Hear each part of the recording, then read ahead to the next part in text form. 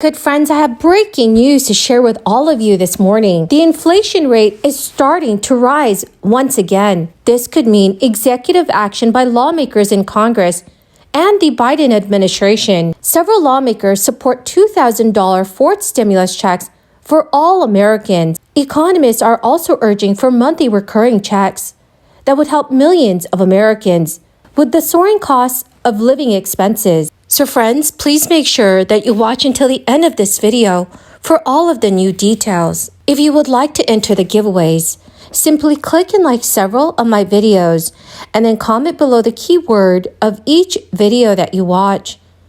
Also, my friends, during the months of October, November, and December, I will be giving away surprise $200 gift cards to those of you that have been in this community for several months.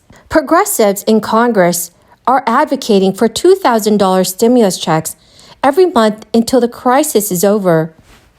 More than 50 House Democrats, led by Representative Ilhan Omar of Minnesota, sent a letter to President Biden and Vice President Harris, urging their administration to back recurring direct cash payments. The group of lawmakers suggested the monthly payments be directed to those who need it the most and who will spend it the quickest. The letter also read, "Many families cannot afford to wait for 8 months between payments to truly build back better. Families need stability and certainty through ongoing relief." But there are some experts that push back on the idea of monthly stimulus checks, arguing that there are better ways to provide relief to struggling Americans and also boost the economy. Representative Ilhan Omar's proposed legislation would dole out regular stimulus checks or guaranteed income through monthly payments of up to $1,200 for adults and $600 for children. Representative Omar pointed to pilot programs in various places across the country that have provided guaranteed income to some Americans. The Congresswoman argued that the United States should become the leader in measuring and safeguarding our people's economic well-being, saying that her legislation would be a start in that direction. The program, if the legislation were to pass, would not immediately begin sending out $1,200 checks to most Americans. Instead, it would create a $2.5 billion grant program to fund pilot guaranteed income programs across the United States. The programs would be studied from the years 2023 to 2027, and then the national program would begin in 2028. Then the legislation would provide $1,200 per month to individuals making less than $75,000 a year. The head of households with an income of up to $112,500 would also receive $1,200 under this program, and $600 would be provided for each minor child. So, dear friends, what are your thoughts on guaranteed income programs? Please let me know your thoughts in the comments section below. Friends, the keyword for this video is harvest. If you would like to enter the next Walmart gift card giveaway, please click and like several of my videos and then comment below this keyword, which is harvest, and additional keywords of any video of mine that you watch. And do make sure, friends, that you're also subscribed to my channel. Inflation cooling down in the U.S. remains a hot topic among stock market investors as Federal Reserve continues to fight a battle against rising prices in our country. The next set of U.S. CPI data for September is scheduled to be released on October 13th. So this is how the U.S. inflation rose and fell over the last few months. From 8.6% in May, U.S. inflation rose to 9.1% in June, and later fell to 8.5% in July, before settling at 8.3% in August of this year. Many in the market were caught off guard when the U.S. Consumer Price Index increased by 8.3%, more than anticipated in August compared to a year earlier. Core PCE data, the preferred inflation indicator of the Fed, also topped expectations last week. The inflation numbers in August were not as per expectations, thus leading Fed to remain aggressive in its approach to dealing with inflation. Overall, the Fed has hiked rates by 300 basis points in 2022, and according to economists, inflation could be slowing down as demand is seen to be falling. Overall, demand in the economy is slowing, while production is still facing many challenges. Unfilled orders continue to rise as the industrial sector continues to face supply chain disruptions and shortages in materials and in labor. Rising inventories and declining new orders point to declining demand as buyers stop ordering and sellers cannot move goods fast enough. A continued slowdown is needed for the Fed to reach its 2% inflation target and take its foot off the brakes. Unfortunately, the bulk of the inflationary pressure is coming from services and not goods, while wages and rents remain the primary drivers. So friends, what are your thoughts on the current state of the U.S. economy? Please let me know your thoughts in the comments section below. Well, my amazing and beautiful friends, that is the end of my daily stimulus update video for this morning. Thank you so much for joining me here every day, especially when I post a video. The winner of the surprise $200 Walmart gift card giveaway goes to Daryl Leipold. Congratulations, my dear friend. To claim your gift card, please check your notifications page and send me an email. Or you can also send me a message on my Facebook page.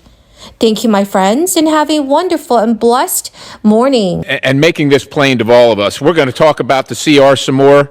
Continues the highly inflated funding levels. We just saw the Fed, which I got issues with the Fed. That's a whole separate issue. Raise interest rates to try and cool down.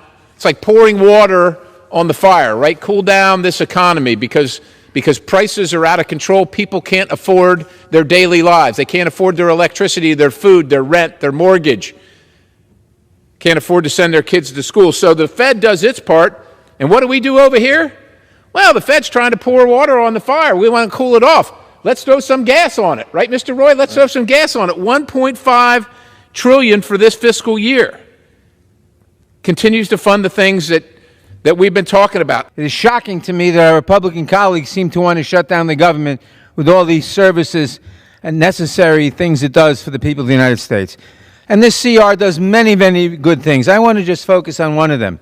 The 87,000 extra new agents to be hired for enforcement by the Internal Revenue Service. That is an excellent thing, because what will they do? They will go after the rich people. By the terms of the statute, by the terms of the CR, they cannot be used for enforcement of taxes against anybody earning less than $400,000. So we're not talking about the middle class. But the rich people in this country are cheating. They are cheating tremendously. They're cheating to the tune of tens of billions of dollars because they know they can get away with it. And because there's no manpower or woman power to enforce the law.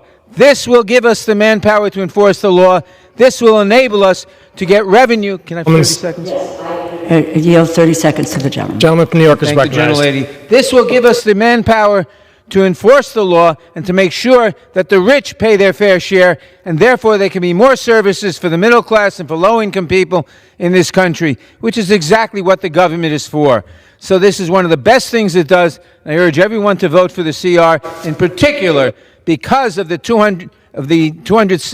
87,000 extra agents that the Internal Revenue Service will have to enforce the taxes against rich tax cheats. I yield back. Gentleman from New York yields back. One of Michigan's latest and greatest creations during last week's Detroit Auto Show. He was so happy behind the wheel of Chevy's new Corvette that I was a little worried he was going to put on his aviators and drive right out of the exhibition center. Took a lot to get him out of that car. He was so into it. He was inspired, and we all were. Of course, the auto show is always inspiring, but this year was even more, and that's because our nation is in the middle of a manufacturing renaissance. And I don't say that lightly. We are in the middle of a manufacturing renaissance. Democrats in Congress, along with President Biden and Vice President Harris, are helping to revitalize American manufacturing with tiny House and Senate majorities and the car guy in the White House. Democrats have done more to advance manufacturing in America than at any point in the last 70 years.